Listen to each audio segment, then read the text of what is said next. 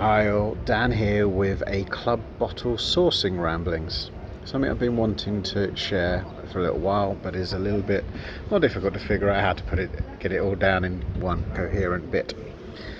As you know, for the Club Bottle, everything we do has to meet the grade, and that's quite important to me. I do really appreciate the amount of whiskey money you trust me with. It's a lot.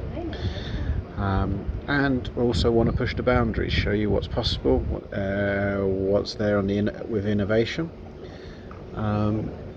within that, which also makes how I think about stuff is I think of it as a year, calendar year as well, is how I look at things.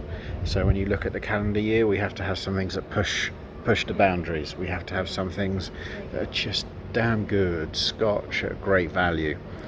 And some things that make you just go, oh wow, how did you do that? With regards to the innovation side, that's actually getting slightly harder. After 9 years, we've done quite a lot of things. Do you remember, some of you remember the first Danish whiskey, first rye you had, first heather smoked whiskey, finished in mead casks, obviously both from the same distillery. They were really innovative, but now we've done a mead cask, now we've had heather smoked, now we've done a rye. It's harder to be innovative. Do you remember when we did our first red wine cask? I think we did three in the first 5 years, and Nick asked, I remember Nick, Nick, you'll know who you are. So what's your obsession with wine casks? It's not an obsession, it's just where the market was going. But now red wine isn't red wine. Red wine is Amarone, as we've done. It's naming the wine, and you start to understand the different flavors that you bring from the different styles of wine. Same with sherry. Sherry for a lot of brands is just sherry, but as we've had Amontillado, that's a completely different sherry to Oloroso, to Pedro Jimenez, to Fino, to Manzanilla. They bring different characteristics. So there will be some innovation coming from narrowing down styles, and we have one cask coming that I think we're the first ever to use. There is a distillery that is working with it as well, and is going to be releasing something, but I think we'll be first when it comes to it. So there'll be a bit in that.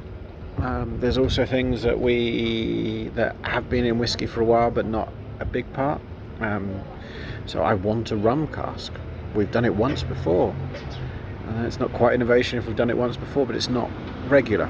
So innovation is something that will continue being there, but it's harder to do. Another particular reason for that is world whiskey isn't expanding like it was before, in two ways. First of all, distilleries, their costs are going up, and the UK isn't as much of a market as they push for over time, because they realise that it's so hard to do here, so we get access to a little bit less world whiskey. But if you think 4 or 5 years ago, maybe 6 years ago, I couldn't get any Scotch distilleries to talk to us pretty much. World whiskey was everything we did. We really pushed the boundaries, but at the same time, that's where people were in their whiskey journeys, in their willing to spend.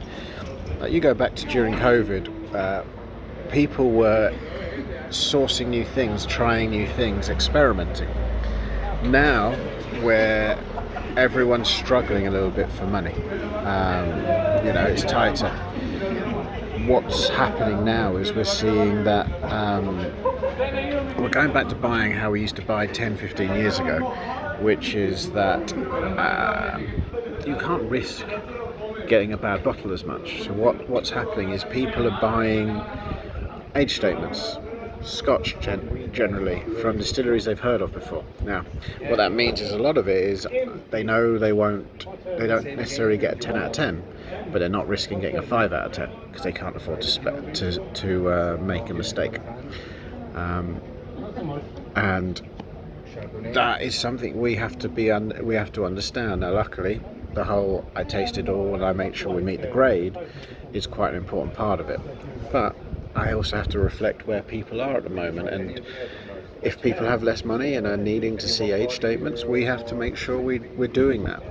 Fortunately, at the same time as that, brand budgets change. So World Whisky, there's less marketing money to support us because we pay a little bit below trade price. But what we are getting access to, because things aren't selling as much, is aged Scotch. And this week was looking at something for next year and going, do I switch out a phenomenal, like a really good pushing the boundaries bottle for an age statement that's a fantastic price? Luckily, we found a way to fit it all in. But that's what's coming into this a lot more. Like the price increase a couple of years ago has allowed me to access things that I couldn't access before, but we were at the very, very bottom of it. Market coming down has meant that brands are willing to talk to me about things they weren't willing to talk to me about before. And also, we are a year delayed versus market conditions, because that's how far ahead I like to plan. So what you'll start seeing coming ahead is the result of the market softening, me getting access to things that we shouldn't be able to get access to. So make sure you're still with us, because the journey ahead is good. Next one's an interesting one. It's just a style I've been wanting for a while. It fits the summer perfectly, and then we have home run after home run, and if February comes off as I'm hoping, 4 in a row, that each time you're going to go, how? I believe you are, at least. Maybe October is just a damn good whiskey. So essentially what I'm trying to say is what we buy changes. So we had a period where it was all about world whiskey, couldn't get any Scotch, and that's where people were. Now people are looking a little bit more back to Scotch, a little bit more safety, and we reflect that, but with great value. And I'm still searching for the things that push the boundaries, the innovation, the things you don't normally get. Like, I've got a meeting with an Australian distillery in 2 weeks, actually face to face. They're coming over for it, which is cool. Don't know if it'll come to anything. As world whiskey actually gets older, there's more opportunities that come about that will fit the grade.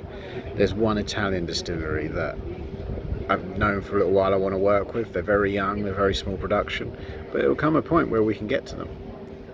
I spoke to them when they were 4 years old, 3 years old, 2 years old. I made sure that we're on their radar, so that hopefully in the future it will come. And there are other bits that we have in our warehouse that we can do. One thing I can say, because it's not giving any away, because we only have 2 casks of it, we have 15-year-old English single malt, not from the English distillery. Now, that will be single cask stuff that we do in the future, or another IB that I've been wanting to launch for a little while. But I tried to get some stuff for us as well. And the other thing is, at the moment, with prices being down, we are going to set expectations of a standard that is higher than we've done in the past. And so I'm trying to buy bulk stock now that is lower price, especially at a lower age, that in the future means that I can keep hitting those expectations. It's not going to be easy, but I'm trying to plan 3, 4, 5, 6, 7, 8, 10 years in advance. Can't do too much of it because it just takes cash flow away that we don't really have. But just know that there is a lot of thought that goes into your club bottles, into the sourcing of it. And every time you go, I'm not sure about this one, what I ask you to do is look at us over a year. And there, hopefully, you'll see exactly what I'm trying to do. But the other side of it is, make sure your friends are signed up. Anyone who likes whiskey, the journey we have ahead of us is going to be tasty. Stuff that I just didn't think was possible is coming. I can't wait. I just can't wait to share it with you. So many things I'm excited with.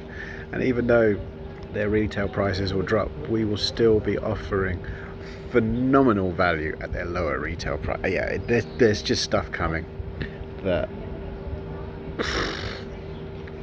it's going to be good. This is a longer one. It's been something that's been on my mind for a while, but hopefully that gives you a little bit of an insight. There's lots more. Every day it changes how I think of stuff. I spent 2 hours trying to figure stuff out with a distillery that's offered us something that we shouldn't be able to access. I've been trying for 5 years. It's not in our price range. They're now talking to us about it. So hopefully that comes off.